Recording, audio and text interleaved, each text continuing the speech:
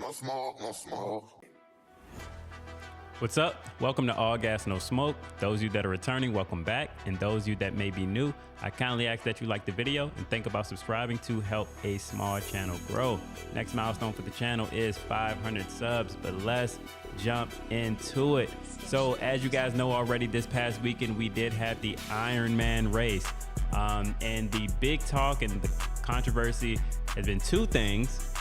One, the penalty for Jet Lawrence, and the other thing has been the crash that Chase Sexton suffered coming off the face of that jump. So today we are going to talk about that crash because I've been seeing a lot of videos and some make sense and some doesn't actually make sense, but we're going to talk about that. So as we already know, Chase Sexton did win the first moto at Ironman, and he did suffer the disappointing crash, and because of that crash he did not finish the second moto.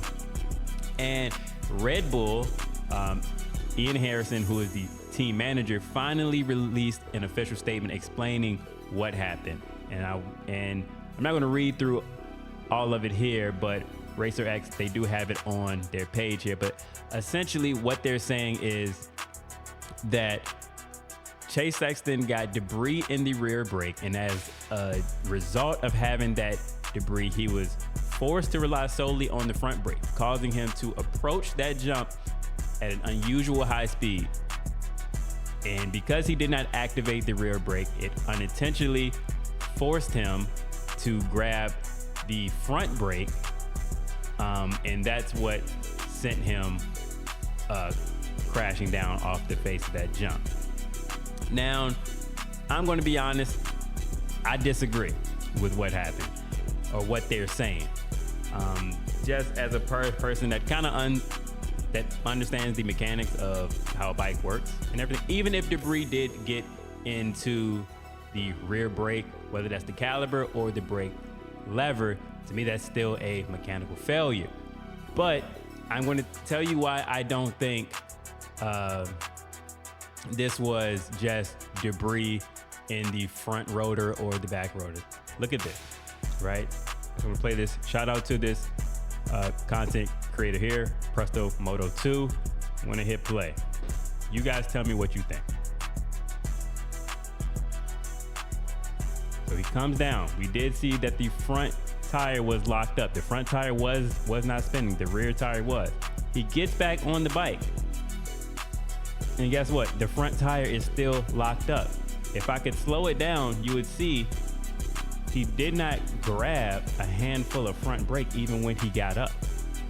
And the front tire was still locked up. He got on the bike and he didn't grab a bunch of front brake, and the front tire was still locked up. I know a lot of people are not the biggest fans of Sexton, but I don't think we should put this one on Sexton. It's too easy of an excuse to put this on. I think some accountability needs to be done, or needs to be had on the mechanics and everyone else. I just don't think this was just debris of some sort. You know, maybe he was sending this bike. It was some jumps out there where I was like, it's no way I would even attempt that a day in my life. You know, maybe possible wheel bearing locked up, maybe the rotor bent or something like that. But I just don't think it was because he grabbed the front brake and now all of a sudden it caused all of these issues.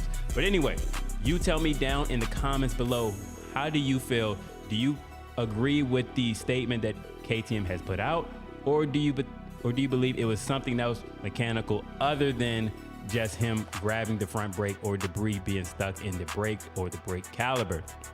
Also, don't forget to let me know where you're checking in from, what's your city, state, and your area code. And please do not forget to like, comment, and subscribe. I'm out.